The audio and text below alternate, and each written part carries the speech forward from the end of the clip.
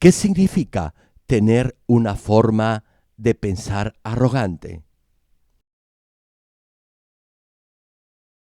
Porque mis pensamientos no son vuestros pensamientos, ni vuestros caminos mis caminos, dijo Jehová. Como son más altos los cielos que la tierra, así son mis caminos más altos que vuestros caminos, y mis pensamientos más que vuestros pensamientos.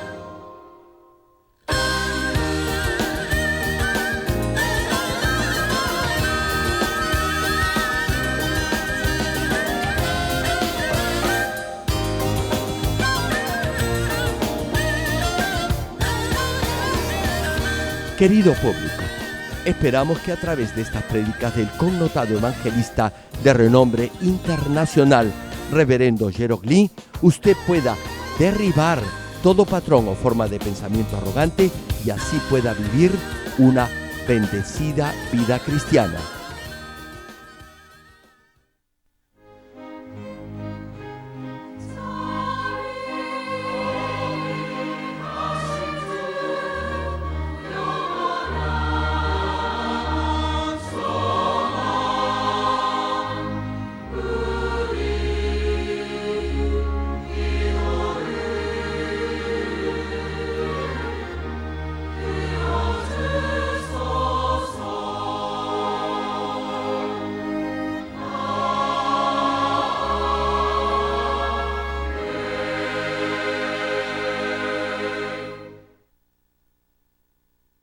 El pasaje bíblico de hoy, Isaías capítulo 55, versículos 8 y 9.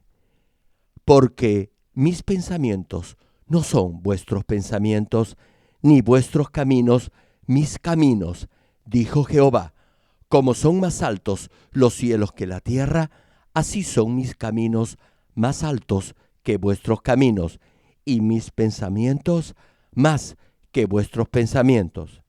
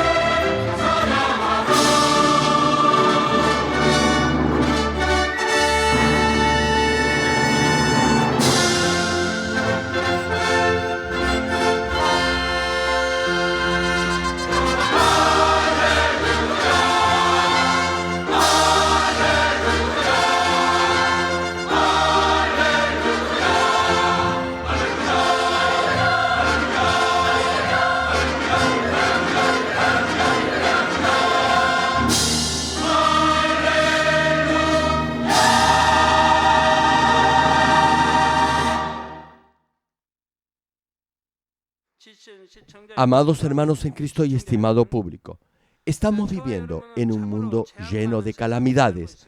Recientemente, miles de personas han fallecido o han perdido todo lo que tenían debido a desastres naturales como terremotos, tormentas, tsunamis, etc. En tiempos como estos, todos debemos vivir bajo la mano protectora de Dios. Éxodo capítulo 15, versículo 26 menciona: y dijo, si oyeres atentamente la voz de Jehová tu Dios, e hicieres lo recto delante de sus ojos, y dieres oído a sus mandamientos, y guardares todos sus estatutos, ninguna enfermedad de las que envié a los egipcios te enviaré a ti, porque yo soy Jehová, tu sanador. Hermanos, muchos de ustedes han vivido de acuerdo a la palabra de Dios. Si han estado en esta iglesia por 10 años o más, habrán experimentado el poder de Dios en sus vidas. Ni usted ni su familia habrán necesitado ir al hospital. Sí, hermano, si vive por la palabra de Dios, todo el tiempo estará protegido.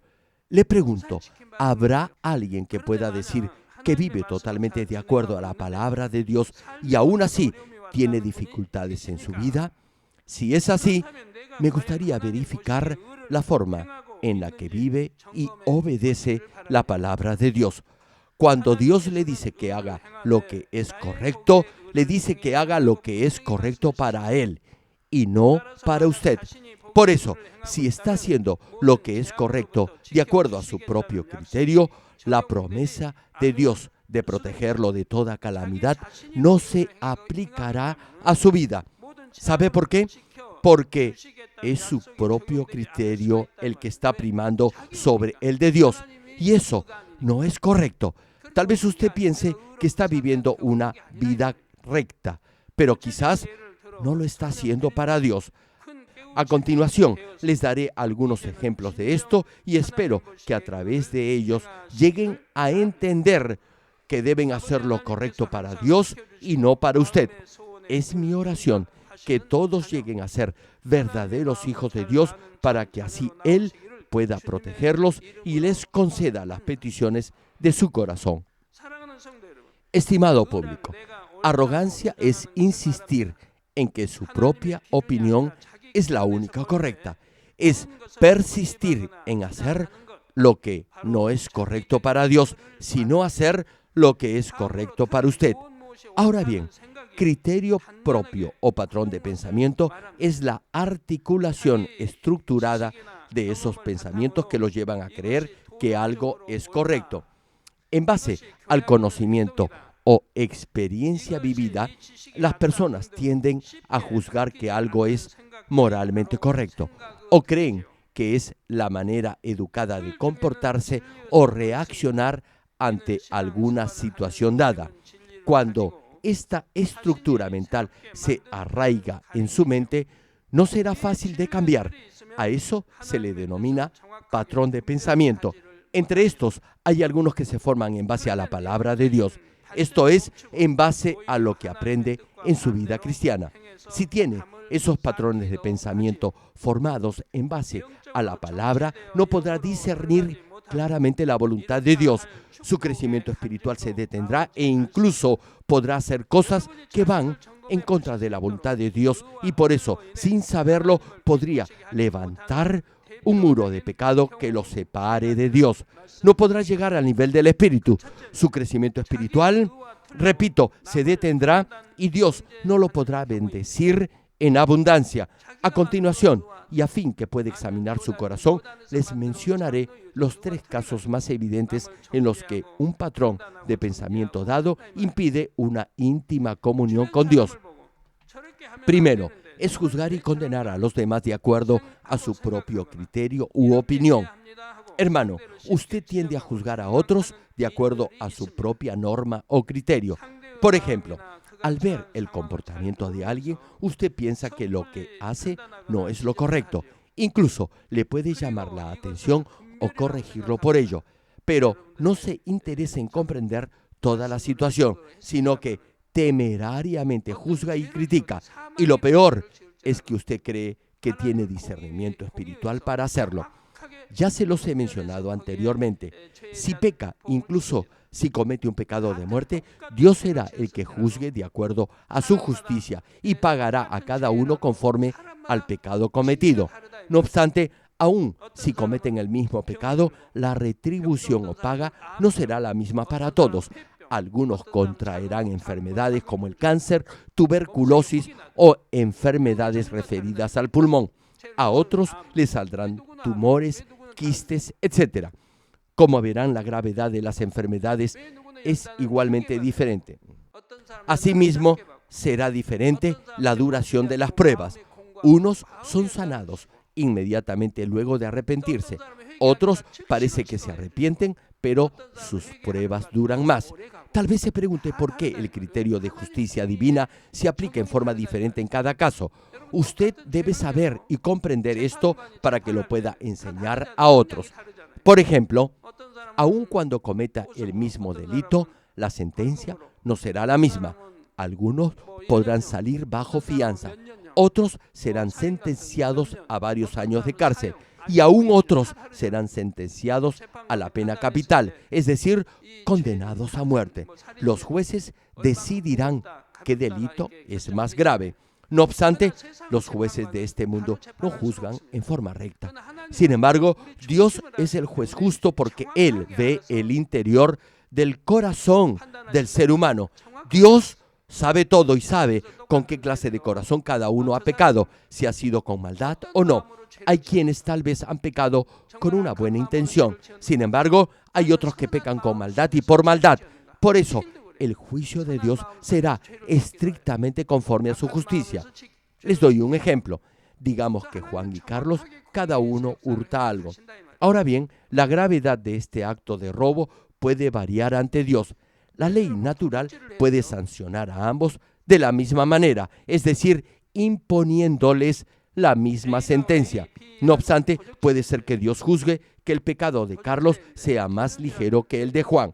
Eso dependerá de la maldad que hay en el corazón de cada uno. Hay quienes pecan buscando su propio beneficio, es decir, por codicia. No les importa si en el acto de robar, por ejemplo, alguien sale lastimado. Cometen el pecado para su provecho. Si tuvieran algo de bondad en el corazón, no desearían hacerle daño a alguien. Tal vez se pregunte, ¿acaso alguien bueno puede robar? ¿O robar con un buen fin no sigue siendo eso pecado? Hermano, digamos que hay un estudiante y su mejor amigo tiene a su mamá hospitalizada y no tiene medios económicos para costear la operación. Ahora bien, este estudiante sabe el lugar donde sus padres guardan el dinero, así que va y lo toma. Le pregunto, ¿con qué propósito el estudiante ha robado el dinero? No ha sido para pagar vicios o derrocharlo en placeres, sino para salvar la vida de la madre de su mejor amigo. Y luego operan a la madre y ella se salva. La pregunta sigue siendo la misma. ¿El estudiante robó o no? Claro que sí robó. La gente quizás diga que es un ladrón con un buen corazón. Sin embargo, ante Dios ha robado. Ahora bien, ha robado para salvar una vida. Por eso, Dios no lo considerará totalmente culpable y no hará que contraiga una enfermedad terminal. ¿Saben por qué? Porque no ha robado para su propio provecho. Lo mismo sucede con el pecado. Ahora bien, hay diferentes clases de pecado. Hay algunos que, guiados por su propio concepto de bondad, pueden cometer pecados que son de muerte. Como es un pecado que conduce a la muerte, deberán arrepentirse. Y si lo hacen, Dios los podrá sanar. Aún si están al borde de la muerte, una vez que se arrepienten y dejan el pecado, Dios los sanará inmediatamente. ¿Saben por qué? Porque aun si el pecado cometido es una obra de la carne, lo hicieron guiados por esa idea de bondad o de ayuda al prójimo. Por eso, si se arrepienten y dejan el pecado, Dios los limpiará. Debes saber todo esto. Debes saber lo grave que es pecar y desobedecer a Dios. Incluso en el mundo natural, los que frecuentemente van a prisión ya saben de antemano cuánto tiempo van a pasar entre rejas al cometer cierto delito. Los siervos de Dios deben saber todo esto. Deberá saber que si alguien comete tal o cual pecado, pasará por tales y cuales pruebas. Y deberá, asimismo, enseñar todo esto a los hermanos de su célula y así ellos confiarán y le creerán más a usted.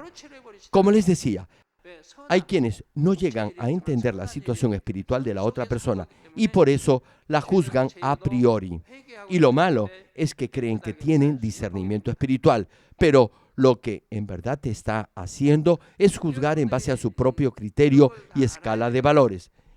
Eso es juzgar arrogantemente pensando que su concepto de vivir una buena vida cristiana es el único correcto o que solo usted sabe la palabra de Dios, por lo que nadie puede discutir lo que usted dice. Hermanos, los amigos de Job también lo juzgaron en forma arrogante y de acuerdo a su propio criterio. Al ver a Job lleno de ampollas y úlceras por todo su cuerpo, lo instaron en forma ruda a que se arrepintiera rápidamente de su pecado, afirmando que su enfermedad era producto de sus propias iniquidades. Sin embargo, ese no era el caso de Job. Dios permitió que Job pasara por ese proceso de refinamiento a fin que pudiera darse cuenta de su naturaleza pecaminosa y así se pudiera despojar de ella. Dios aceptó la acusación de Satanás para bendecir más abundantemente a Job y también para que llegara a la santidad porque conocía el corazón de Job. Job tenía un buen corazón. Dios sabía que él iba a superar las pruebas y saldría de ellas refinado como el oro puro. Más aún, Dios se enojó con los amigos de Job y dijo que lo que habían dicho no era cierto. Luego, Dios le pidió a Job que ofreciera sacrificios por sus amigos y a través de la petición de Job, Dios los perdonó. Dios no iba a aceptar el arrepentimiento de los amigos de Job. No obstante, Dios sí iba a aceptar el arrepentimiento de Job por sus amigos y así los podría perdonar. Por eso, la Biblia dice que la oración eficaz del justo puede mucho. Hermanos, debe tener cuidado de no juzgar rápidamente cuando ven a otro hermano o hermana enfermo creyendo que usted ya discierne correctamente toda situación espiritual. Por ejemplo, usted ve a alguien por quien estoy orando por sanidad. Ahora bien, lo primero que usted piensa es que como las enfermedades son causadas por el pecado, la persona por la que estoy orando no debe andar bien espiritualmente y se pregunta qué cosa mala ha hecho. Le pregunto, ¿es eso discernir la situación con sabiduría? Claro que no. Eso es juzgar. Tal vez lo que usted cree es solo su propio sentir y no es la verdad. Además, no todas las enfermedades son producto de su pecado. Hay algunas que son causadas por una suerte de atadura espiritual que lo une a sus antepasados o a otros miembros de su familia. O también pueden ser ocasionadas por no guardar un cierto orden en su alimentación o cuando trabaja demasiado. Por cierto, si usted ministra espiritualmente a alguien, podrá sentir hasta cierto punto la condición de esa alma. Sin embargo, si el Espíritu Santo no lo guía claramente, no podrá discernir correctamente la situación por la que está atravesando esa persona. Yo siempre me dejo guiar por la voz del Espíritu Santo, pero aún así no tomo decisiones ni juzgo la situación espiritual apresuradamente. Primero, oro a Dios. Por ejemplo, si alguien tiene tuberculosis o cáncer, en vez de juzgarlo, lo que hago es preguntarle a Dios por qué ese hermano se ha enfermado si aparenta vivir una correcta vida cristiana. Y entonces Dios me explica el por qué y se lo digo a ese hermano para que así pueda arrepentirse y no pecar más. Una vez que se arrepiente y oro por él, Dios lo sana de esa enfermedad.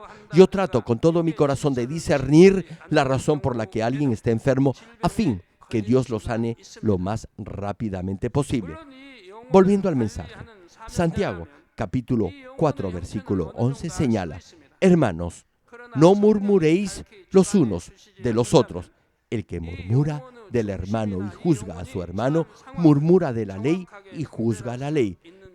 Pero si tú juzgas a la ley, no eres hacedor de la ley, sino juez. Hermano, una pregunta. ¿Quién dio la ley? Fue Dios. ¿No es cierto? Y este mismo Dios es el que juzga. Sin embargo, muchos son los que ahora juzgan y condenan. Ellos mismos se creen jueces. Hermanos, Dios es el único juez, pero hay quienes en su arrogancia se vuelven jueces. Y se debe tener aún más cuidado si se atreve a juzgar a un siervo de Dios. ¿Sabe por qué? Porque Dios es el único con autoridad para juzgar a sus siervos. Si es un siervo injusto, Dios se encargará de él. ¿Acaso no han visto ejemplos de alguien que ha sido injusto y malvado y luego ha contraído una enfermedad incurable como cáncer o tuberculosis y después Dios ha hecho que se arrepienta y luego lo ha llevado a su presencia?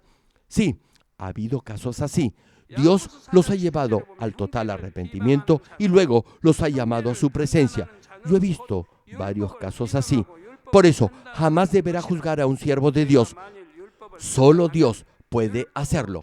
Repito la parte final del pasaje. Pero si tú juzgas a la ley, no eres hacedor de la ley, sino juez. En otras palabras, usted se vuelve tan arrogante que se pone en la posición de ser Dios. Por eso, jamás deberá juzgar a alguien de acuerdo a su propio criterio. Pero usted juzga y condena no solo a otros hermanos, sino también a quienes ocupan un alto cargo dentro de la iglesia.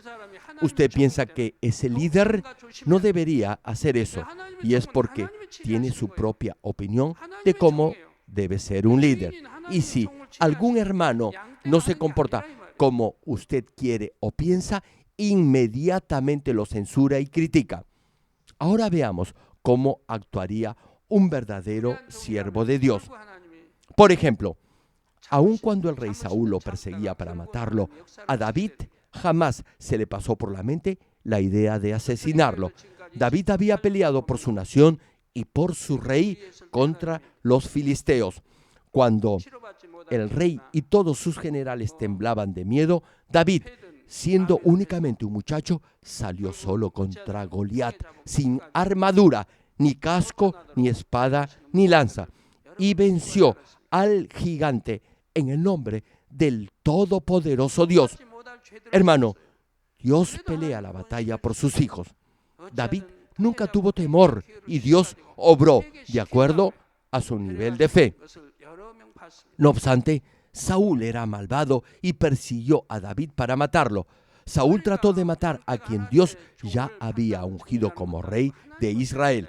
En esa persecución, Saúl entró a una cueva para descansar y David tuvo 2 oportunidades para acabar con Saúl, pero no lo hizo. Aún siendo Saúl un rey malvado, aún persiguiéndolo para matarlo, a pesar que David no había hecho nada malo, David jamás intentó matar a Saúl. Esa es la voluntad de Dios y eso es actuar conforme a su palabra. Hermano, como Saúl había sido ungido por Dios como rey, David cumplió su servicio como súbdito del rey, aún sabiendo que Saúl no era recto ante Dios. Más aún, David sirvió a Saúl como si fuera su padre, y aún ya habiendo sido ungido como rey de Israel, aún así sirvió fielmente a Saúl. Podemos ver en la Biblia que aquellos que amaron a Dios y conocieron su voluntad siempre sirvieron a sus líderes en toda circunstancia. Por otra parte, también podemos ver que Dios no perdonó a los que juzgaron y criticaron a sus siervos. Por ejemplo, cuando Moisés tomó a la mujer cusita como esposa, sus hermanos Aarón y María lo criticaron. Sí, sus propios hermanos lo condenaron. Por ese hecho, Dios se enfureció con ellos y María se llenó de lepra. Lo mismo sucedió con Simeí, quien maldijo al rey David. Hermanos, si Moisés hubiera pecado, Dios lo hubiera castigado. Pero fueron los hermanos de Moisés, Aarón y María, quienes criticaron al siervo de Dios. Ante Dios, Moisés no había cometido falta alguna. Moisés solo hacía lo que Dios le decía debía hacer. Por eso Dios no los perdonó. Criticar al siervo de Dios es como criticar a Dios mismo. Por eso Dios los castigó y fueron avergonzados ante todo el pueblo. Lo mismo aconteció con Simeí. Cuando David estaba huyendo de su hijo Absalón, este siervo de la casa de Saúl maldijo al rey que había sido ungido por Dios. Sin embargo, David, a pesar de las palabras que le increpaba a Simeí, no le replicó absolutamente nada. Incluso detuvo a sus hombres quienes querían matarlo.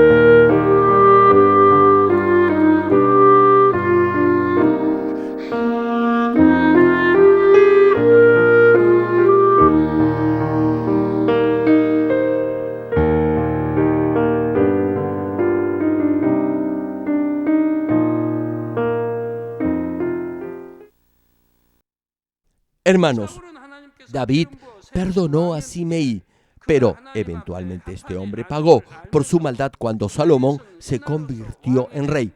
Fue ejecutado por el rey Salomón. Aun a pesar que David ya lo había perdonado, no fue perdonado más tarde, sino fue ejecutado. Le preguntó, ¿quién de los dos fue más recto y justo ante Dios, el rey David o Simeí? Retomando la prédica, el Salmo 37, versículo 1 cita: no te impacientes a causa de los malignos, ni tengas envidia de los que hacen iniquidad. Repito el pasaje: no te impacientes a causa de los malignos, ni tengas envidia de los que hacen iniquidad. Hermano, espero que, sin importar lo que hagan los malignos, usted pueda orar por ellos para así llegar a ser justo ante Dios. Hermanos en Cristo, el segundo caso es la desobediencia. El segundo caso de ese patrón de pensamiento arrogante y forma de pensar obstinada que no agrada a Dios es la desobediencia. En la Biblia podemos leer del profeta Jonás, quien desobedeció a Dios debido a su forma de pensar y a su propio criterio frente a una situación determinada. Dios le mandó a Jonás ir a Nínive, que era la capital de la nación hostil y enemiga en ese tiempo del reino de Israel. Dios le dijo al profeta que proclamara el castigo que le iba a enviar a ese pueblo. Pero, como ustedes ya saben, Jonás huyó en un barco con dirección opuesta a Tarsis. Tarsis se encontraba precisamente, repito, en la dirección opuesta a Nínive. Jonás sabía que si proclamaba la voluntad de Dios en Nínive, el pueblo podía arrepentirse y Dios los podía perdonar. El profeta conocía perfectamente la voluntad de Dios. Sin embargo, pensaba en forma diferente y por eso desobedeció a Dios. Es decir, tenía su propia opinión y pensaba que eso era lo correcto de hacer para favorecer a su nación. Jonás creía que los asirios merecían el castigo divino y que fueran destruidos por la forma tan cruel en la que habían atacado al pueblo de Israel, la nación escogida por Dios. Este era el criterio que Jonás tenía referido a la justicia y a la bondad. Pero Dios perdona incluso a esa clase de hombres si se arrepienten y dejan sus malas acciones. Ese es el corazón y la voluntad de Dios.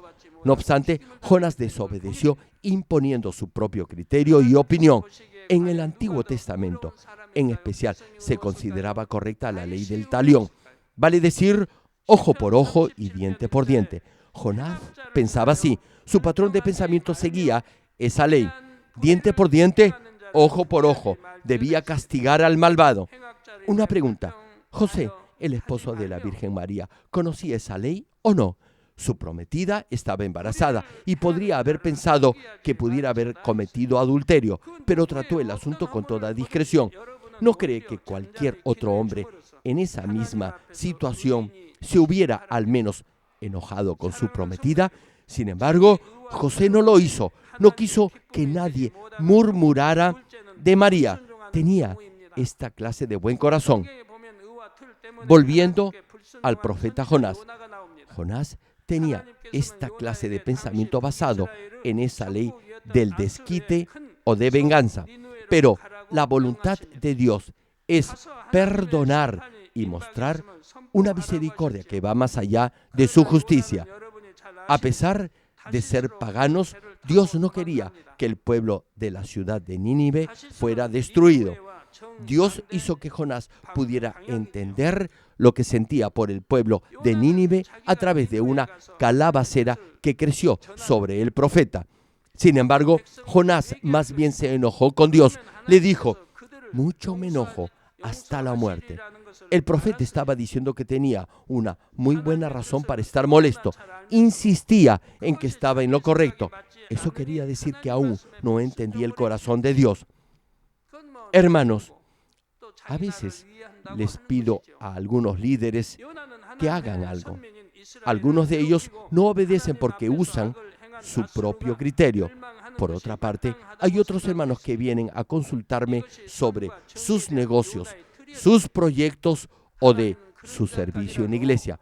Como mi agenda generalmente está llena, incluso si desean reunirse conmigo, en ocasiones no lo pueden hacer. No obstante, siempre les digo que deben buscar el momento adecuado para consultarme. Me preguntan qué deben hacer en tal o cual situación y yo les respondo de acuerdo a su nivel de fe o de la manera que considero más conveniente. Sin embargo, cuando les sugiero algo, hay quienes no siguen el consejo que les he dado y es porque mi respuesta no está de acuerdo a su forma de pensar, con su criterio u opinión. E incluso hay algunos que hacen lo opuesto a lo que les he sugerido. Interpretan mi consejo a su manera, lo acomodan a su opinión y conveniencia, y por eso malinterpretan mis palabras.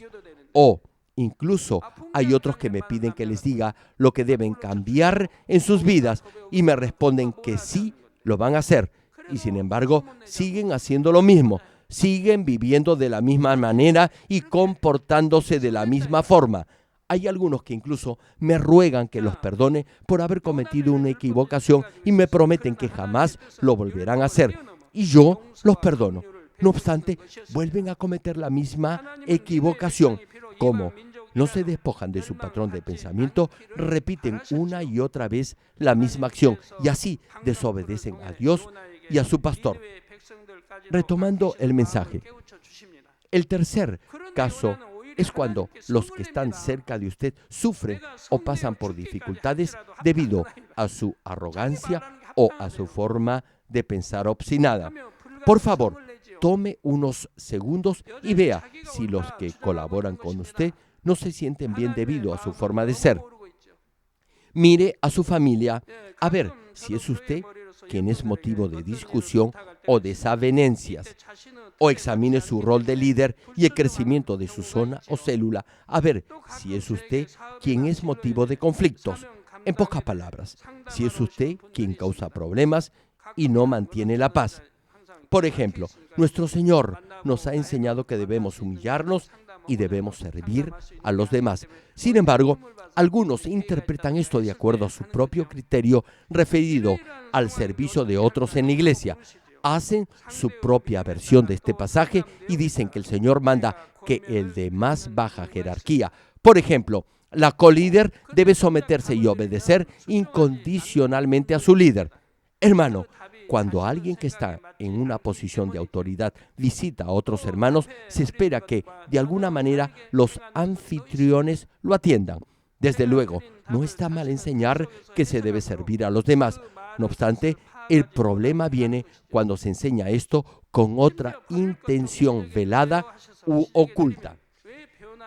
Por ejemplo, una líder le pide a sus líderes de célula y colíderes que le sirvan por puro egoísmo.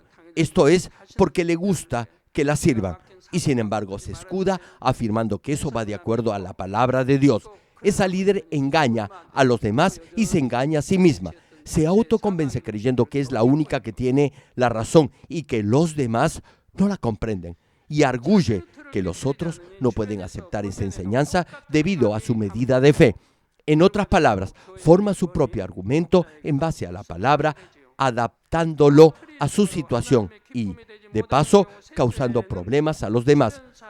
Un ejemplo de esto: en la iglesia hay quienes llaman severamente la atención a los que colaboran con ellos, pero no se arrepienten cuando se equivocan ellos mismos, y los otros no se atreven a señalarle su error por temor. Entonces, yo me veo obligado a llamarles la atención cuando lo creo oportuno. Les digo que deben llegar a la santidad y deben despojarse de toda forma de maldad. Aún así, no se dan cuenta de lo que les digo. Más tarde me entero que no han cambiado un ápice. Siguen causando problemas a los demás.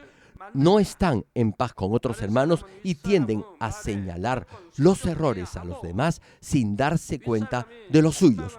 Hay otros casos también. Son los que sirven no solo a los que están en una posición superior a la de ellos, sino también cuidan de otras almas.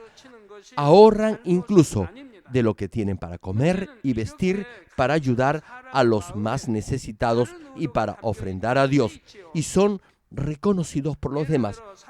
Hermano, es bueno accionar de esa manera. Sin embargo, el problema es que también forma su propio patrón de pensamiento creyendo que los que aman a Dios deben actuar de esa forma. Y si ven a otros que no se comportan así, juzgan y concluyen que los demás están errados. Por ejemplo, cuando ven que alguien sale a comer seguido a un restaurante o adquiere el último modelo de celular, se sienten incómodos por ello. Piensan que es un derroche de dinero gastar en esas cosas superfluas y que si esa persona en realidad amara a Dios, podría ahorrar ese dinero y ofrendárselo al Señor. Sin embargo, cada uno tiene una medida diferente de fe y se mueve en un diferente contexto familiar o laboral. Si no puede comprender ni aceptar a esa clase de personas con amplitud de criterio, ¿se imagina la mala relación que tendrá con otros hermanos en la iglesia? Si tiene esa forma de pensar, otros inmediatamente la percibirán y se sentirán rechazados por su actitud hosca y dura. Y aunque no se los diga en forma directa, los demás sentirán como si hubiera un muro que los separa de usted. Suponga que ayuda a alguien que está en necesidad y luego lo ve comiendo en un lujoso restaurante. ¿Cómo se sentirá? En mi caso, si yo ayudo a alguien con dinero, ni siquiera pienso en qué lo puede gastar. Lo único que deseo es que pase un momento agradable y eso ya me hace feliz. Desde luego, si esa persona ahorra ese dinero para ayudar a otros o para ofrendarlo para la obra misionera de la iglesia, eso me hará aún más feliz porque así estará acumulando recompensas en el cielo. Como sé lo mucho que el Señor ama a las almas, yo siempre comprendo y acepto al rebaño con una actitud generosa. Repito, si esa persona ahorra ese dinero para ayudar a otros o para ofrendarlo para la obra misionera de la iglesia, eso me hará aún más feliz porque así estará acumulando recompensas en el reino de los cielos. Termino el mensaje. Amados hermanos en Cristo y estimado público, el agua da vida, pero si esa agua solo existiera en forma de cubos de hielo, le pregunto, ¿aún así podría dar vida?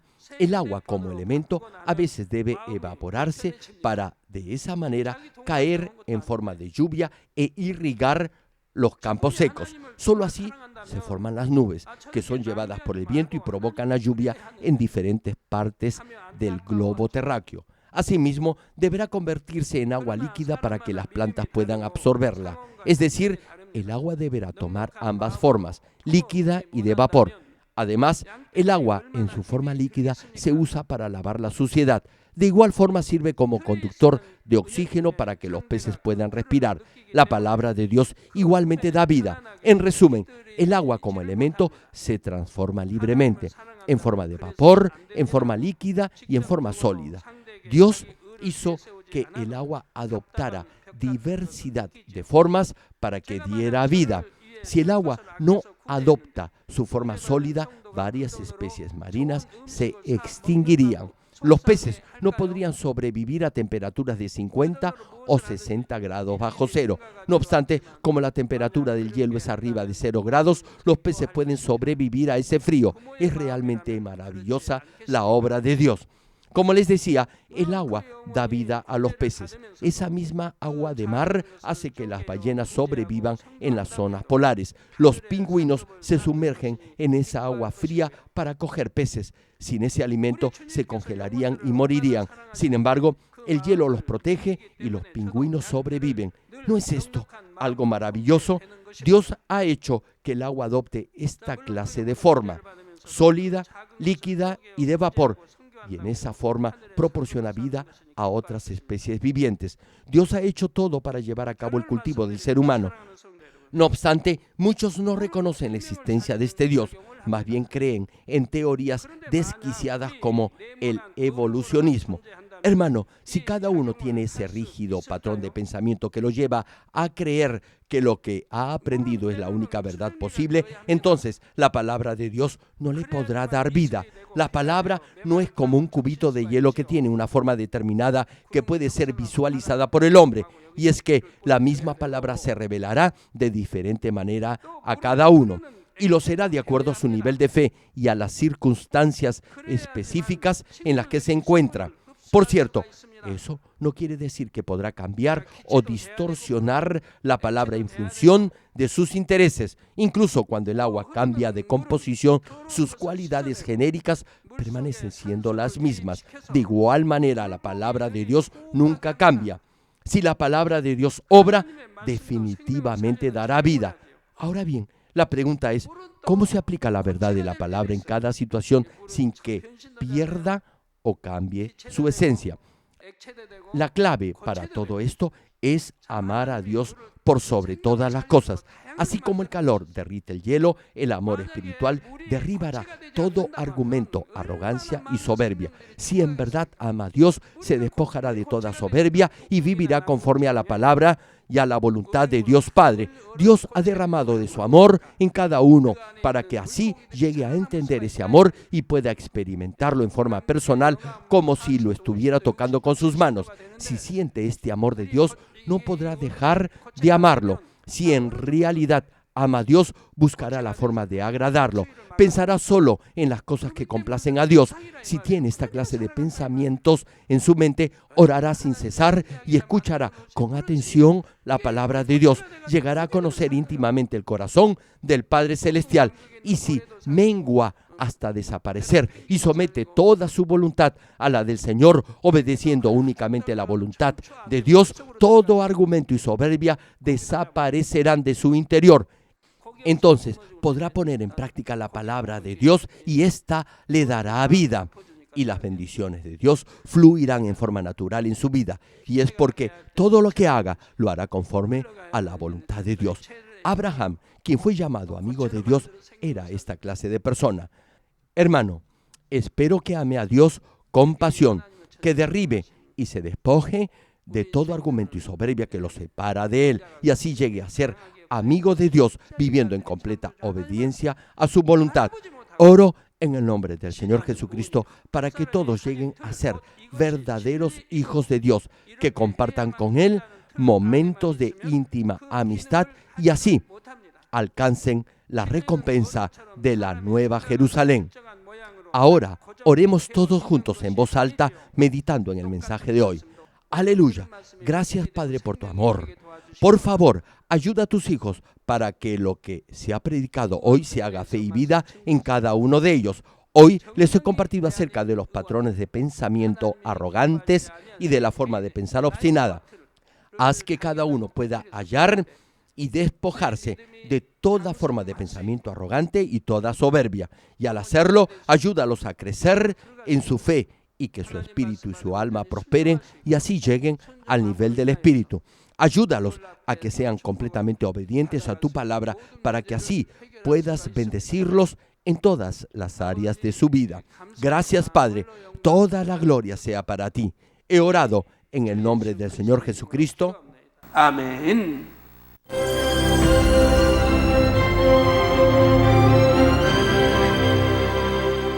Aleluya. Dios Todopoderoso de amor, pon tu mano sobre todos los hermanos y hermanas y sobre todos los miembros de nuestras iglesias en el mundo entero que están recibiendo con fe esta oración que trasciende el tiempo y el espacio a través del satélite, la televisión, el internet o que le están escuchando por radio o por cintas de audio en todo el mundo. Pon fe en sus corazones para que puedan creer en ti y se despojen de todo pensamiento negativo y toda duda. Libéralos de toda prueba y aflicción. Quema con el fuego del Espíritu Santo de la cabeza a los pies toda parte enferma, incluyendo toda célula, tejido y nervios, todo órgano interno e intestinos. Que la luz de tu Espíritu venga sobre ellos. En el nombre de Jesucristo, ordeno al diablo y a Satanás, a todo tipo de enfermedad, germen y dolencia, fuera. Quema con el fuego del Espíritu Santo toda enfermedad incurable y toda dolencia crónica. Que toda enfermedad contagiosa, resfriado y fiebre desaparezca. Protégelos de cualquier tipo de microbio, virus y bacterias. Sánalos de todo tipo de cáncer, incluyendo cáncer al estómago, al pulmón, al hígado, cáncer de mama, cáncer al útero, al intestino y toda otra enfermedad como el SIDA, leucemia, apoplejía cerebral, presión arterial alta y baja, enfermedades cardiovasculares y pulmonares, diabetes y toda clase de inflamación. Quema con el fuego del Espíritu Santo toda polio, derrame cerebral, artritis y hernia. Que todo tipo de dolor de espalda, de cabeza y toda clase de neuralgia desaparezca. Libéralos de toda epilepsia, autismo, depresión, neurosis y enfermedades mentales y de toda clase de parálisis. Que los cojos y tullidos se levanten y caminen. Restaura la vista y el oído. Que los ciegos abran sus ojos, los sordos vuelvan a oír y que los mudos empiecen a hablar. Líbralos de todo tipo de accidente. Restaura los huesos fracturados. Sana toda quemadura. Libéralos de toda adicción a las drogas. Regenera los nervios, tejidos y células muertas. En el nombre del Señor Jesucristo, ordeno al diablo y a Satanás, al príncipe de la potestad del aire y a toda fuerza del mal, fuera. Todo espíritu maligno, inmundo, de engaño, espíritu de mentira, espíritu de división, de tentación y todo otro espíritu de iniquidad, fuera. Ato a toda fuerza de la oscuridad y de maldad y que la luz de tu espíritu descienda sobre ellos. Padre, fortalécelos para clamar en oración y dales poder para desechar todo pecado y llegar a la santidad. Que tengan salud, que sus almas prosperen, que sus familias sean evangelizadas y vengan al Señor. Protégelos de todo tipo de accidente y bendícelos para que tengan una vida de éxito y próspera en todo. Guarda y protege a todos tus hijos y sus hogares, centros de trabajo y negocios con el muro de fuego del Espíritu Santo, con tus huestes celestiales y tus ángeles. Da a los estudiantes sabiduría y perseverancia y pon en sus corazones el anhelo de estudiar y progresar. Guarda sus corazones y pensamientos de todo lo mundano y siembra en ellos un ferviente amor por el Señor. Dios, bendice a tus hijos y que todo lo que hagan sea para gloria tuya. Que con toda confianza puedan testificar que han conocido al Dios vivo y que tú has respondido sus oraciones y los has bendecido. Gracias, Padre, por haber escuchado nuestra oración. Toda la gloria sea para ti. He orado en el nombre de nuestro Señor Jesucristo. 아멘. ¿Qué significa tener una forma de pensar arrogante? Ser arrogante es estar convencido de su superioridad moral. Un patrón de pensamiento es una forma obstinada de pensar que lo lleva a creer que todo lo que dice es siempre lo correcto. Dios desea que se despoje de todo patrón de pensamiento arrogante sin necesidad de pasar por pruebas, solo experimentando su maravilloso amor. Querido público, esperamos que usted pueda desechar todo patrón de pensamiento arrogante y así pueda vivir una bendecida vida cristiana. Ahora, meditemos en la voluntad de Dios al leer el pasaje bíblico de hoy.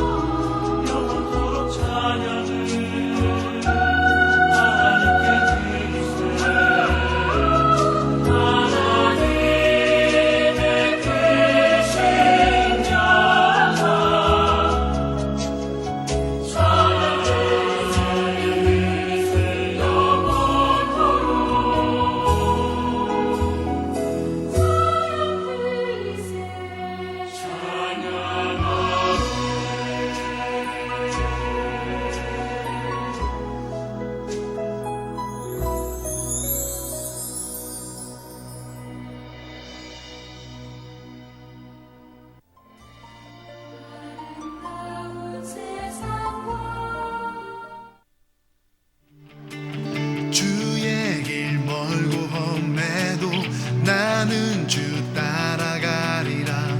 힘들고 공허할지라도 나는 주 찬양하리라. 주의 길 멀고 험해도 나는 주 따라가리라. 어둡고 막막할지라도 나는 주 찬양하리라.